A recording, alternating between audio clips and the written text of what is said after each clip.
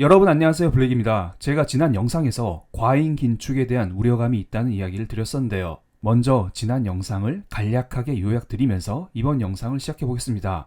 아주 잠깐이면 되니 지난 영상을 이미 보신 분들도 채널 고정하시고 천천히 봐주시면 감사하겠습니다. 먼저 미국에서 제조업 지수가 발표되었는데 최근에 몇 개월간 제조업 지수가 상승하고 있다는 이야기를 드렸었고요. 또한 미국의 고용 역시 좋아지고 있습니다. 비농업 부문 고용자 수가 예상치 대비 2배 가까이 나왔습니다. 그리고 전월 수치 역시 상향 조정됐고요. 그럼 당연히 사람들은 이런 생각을 하겠죠? 아직 금리 인하는 무리이지 않을까? 미국 경제가 이렇게 좋은데 굳이 금리를 내릴 필요가 있어? 지금의 고금리를 오래 유지하면서 경기 과열을 잡아야 되는 거 아니야? 이런 생각을 할 수도 있습니다. 게다가 최근 연준회의에서 파월 연준의장은 이런 말을 했습니다. 아직 금리 인하하기에는 이르다. 우리는 인플레를 잡았다라는 승리 선언할 준비가 되어 있지 않다. 그러니까 아직은 물가가 높다. 파월이 목표로 하는 2% 물가를 여러 번 확인하고 난 이후 파월이 인플레를 잡았다라는 승리를 선언할 수 있다. 이런 말을 한 것입니다. 그리고 최근에 발표된 이렇게 높아지는 시간당 임금을 봤을 때 파월의 말도 어느 정도 일리는 있어 보입니다. 최근에 물가가 잡히고 있다곤 하지만 여전히 물가가 높은데 이거 함부로 금리 인하했다가 다시 물가 폭등하는 거 아니야? 이런 생각을 할 수도 있겠죠? 저라도 그런 생각을 어느 정도 할 수는 있을 것으로 보여요. 그리고 여기에 대해서 IMF 총재께서 한마디 했습니다. 이분 오랜만에 나오네요. 이분이 무슨 말을 했는지 간단히 볼게요. 인플레이션과의 전쟁에 대한 승리를 선언하지 않고 신중에 기한 것에 대해서 올바른 결정이라고 했습니다. 그런데 연준이 필요 이상으로 높은 금리를 오래 유지하면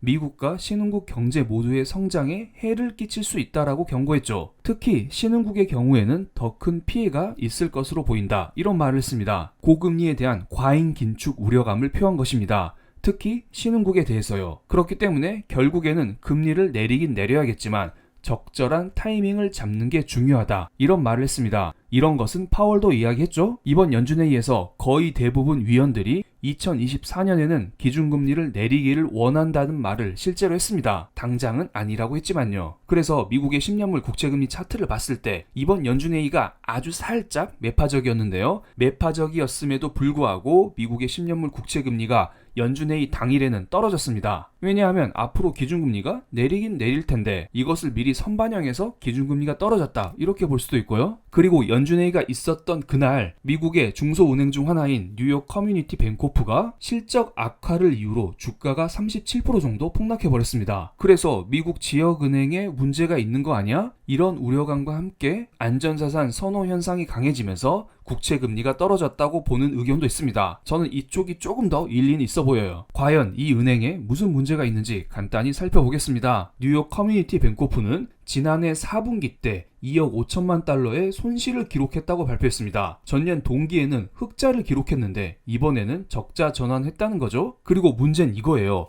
작년 4분기 대손 충당금이 5억 5천만 달러라고 합니다. 그리고 이러한 대손 충당금은 직전 분기 대비 10배 가까이 증가했습니다. 그리고 5억 5천만 달러의 대손 충당금은 지난 10년간 누적 대손 충당금보다 훨씬 많다고 합니다. 도대체 대손 충당금이 무엇이길래 이게 많으면 안 좋다고 사람들이 해석하는 것일까요? 대손 충당금에 대해서는 아래에 이렇게 써 있습니다. 그러니까 은행이 어디에 대출해줬는데 이 돈을 못 받을 것 같으니까 미리 대손 충당금으로 잡아놓은 것입니다. 이 수치가 높으면 높을수록 은행이 누군가에게 돈을 빌려줬다가 떼일 가능성이 높다. 못 받을 것이 거의 확정적이기 때문에 이렇게 대손 충당금을 쌓아놓은 것입니다. 도대체 뉴욕 커뮤니티 뱅코프는 어디에 돈을 빌려주었기에 대손 충당금을 이렇게 많이 쌓아뒀을까요? 바로 상업용 부동산입니다. 신용평가사 무디스는 뉴욕 커뮤니티 뱅코프가 상업용 부동산에 대해서 예상치 못한 손실, 이익 감소, 자본금 감소, 시장성 자금 조달 비중 증대 이것을 반영해서 신용 등급 하향을 예고했다고 했어요. 그만큼 이 은행이 상업용 부동산에 대한 노출이 크기 때문에 이로 인한 문제가 심각하다. 그리고 이러한 문제는 다른 은행들로 확산될 수 있다는 우려감이 커지면서 다른 지역 은행들의 주가도 같이 떨어지고 있죠. 그리고 상업용 부동산 문제는 미국만의 문제는 아니에요. 전 세계적인 문제입니다. 독일의 최대 은행인 도이체방크 역시 4분기 대손 충당금을 전년 대비 4배 이상 확대했습니다. 도이체방크의 상업용 부동산 포트폴리오는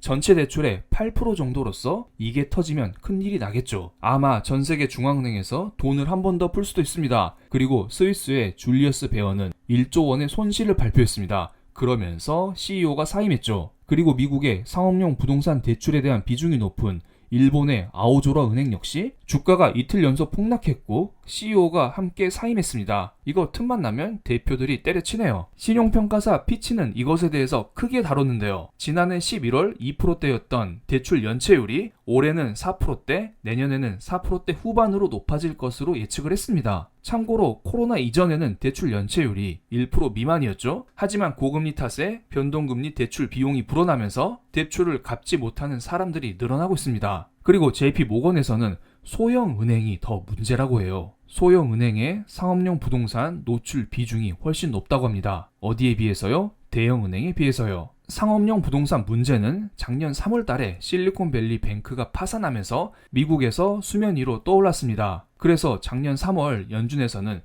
BTFP라는 대출 프로그램을 가동했죠. 이 프로그램이 뭐냐면 낮은 이자로 연준이 은행에게 돈을 빌려주는 제도입니다. 그리고 현재 가치가 아닌 액면가를 담보 삼아 빌려줬습니다. 예를 들어 여러분이 부동산을 몇 년 전에 10억 주고 매수했다고 생각해 볼게요. 그런데 이게 반토막 나서 현재 5억 정도라고 해보겠습니다. 만약에 여러분이 5억짜리 부동산을 담보 삼아 은행으로부터 대출을 받을 경우 5억 원 한도 내에서 대출을 받을 수가 있어요. 그런데 은행이 이렇게 말하는 것입니다. 너 이거 부동산 살 때 10억짜리였지? 내가 10억 담보 삼아 돈을 빌려줄게. 돈 더 많이 빌려줄 수 있어. 그러니까 너네 살아만 있어다오. 돈 팡팡 빌려줄게. 이런 말을 한 것입니다. 약간은 사기스럽죠? 그리고 돈을 빌려가면 최대한 2년에 걸쳐서 상환이 가능하다고 해요. 그런데 문제가 하나 있습니다. 이렇게 좋은 프로그램이 2024년 3월 11일에 종료가 될 예정이라고 해요. 딱 1년만 운용하고 그만한다는 것입니다. 원래 이렇게 예정이 되어 있었어요. 그리고 연준에서는 BTFP 프로그램을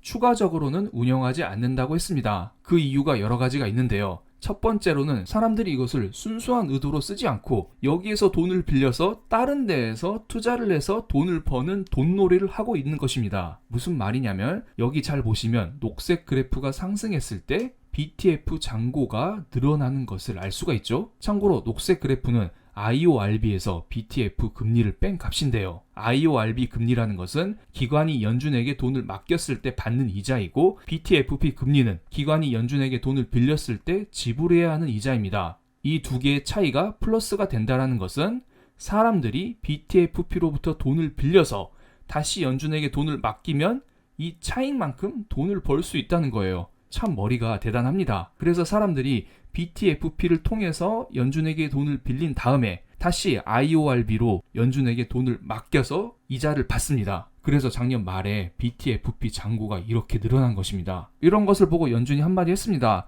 너네 돈놀이 그만하고 예정대로 올해 3월까지만 BTFP를 운영하겠습니다. 이제 돈놀이 그만하세요. 이렇게 말하는 것입니다.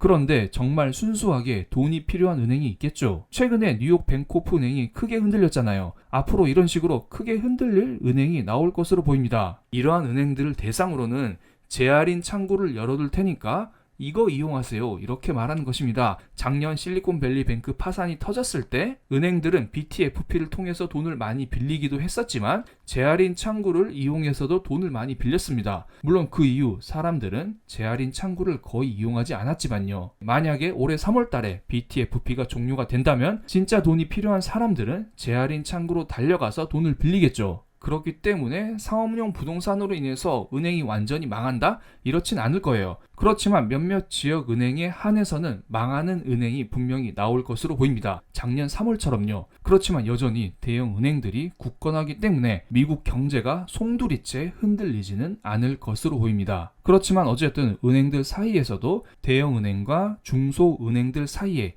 양극화가 발생될 수밖에 없고요. 그리고 중소은행들의 역할도 있어요. 일반 기업들에게 돈을 빌려줌으로써 시장에 돈이 돌게 하는 역할을 하고 있죠. 그런데 중소은행들이 이렇게 망해버리면 시장에 돈이 돌지 않을 수가 있습니다. 그렇게 되면 일반적인 대기업과 중소기업들 사이의 격차도 심해지겠죠. 흔히 말하는 빅테크 기업들은 현금이 많기 때문에 은행들의 도움이 생각보다 많이 필요하지 않을 수 있어요. 그래서 지난 6개월간 미국 기업들의 주가 상승률을 보면 우리가 알고 있는 빅테크 위주의 상승이 나왔습니다. 이들은 현금이 많기 때문에 은행 파산과 무관하게 꾸준히 성장할 수 있는 회사들입니다. 하지만 다른 기업들은 은행의 도움 없이는 성장하기는 힘든 기업들이 많이 있죠. 물론 여기에는 S&P 500 기업들이 정리되어 있기 때문에 이들 자체로는 다 대기업이라고 할 수 있어요. 하지만 이 안에서도 상대적인 대기업, 상대적인 중소기업이라고 제가 분류를 드린 것입니다. 그리고 우리가 일반적으로 마이크로소프트, 엔비디아, 구글, 메타, 아마존, 애플, 테슬라 이러한 빅테크 기업 7개를 M7이라고 하는데요. 이 중에서 구글, 애플, 테슬라는 주가 상승률이 생각보다 약했습니다. 그래서 요즘에는 살아남은 4개의 기업,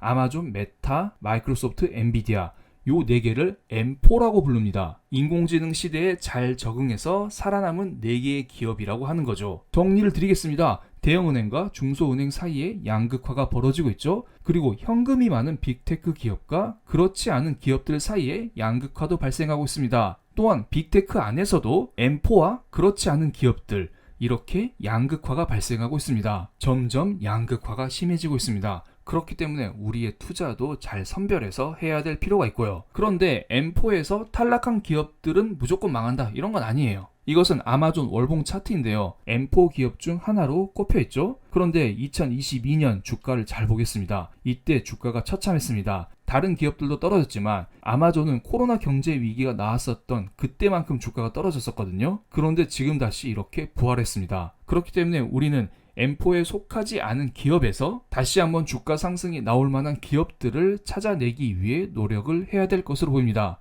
그럼 오늘 영상 여기서 마치겠습니다. 제 영상이 마음에 드셨다면 구독, 좋아요, 알림 설정까지 부탁드리겠습니다. 감사합니다.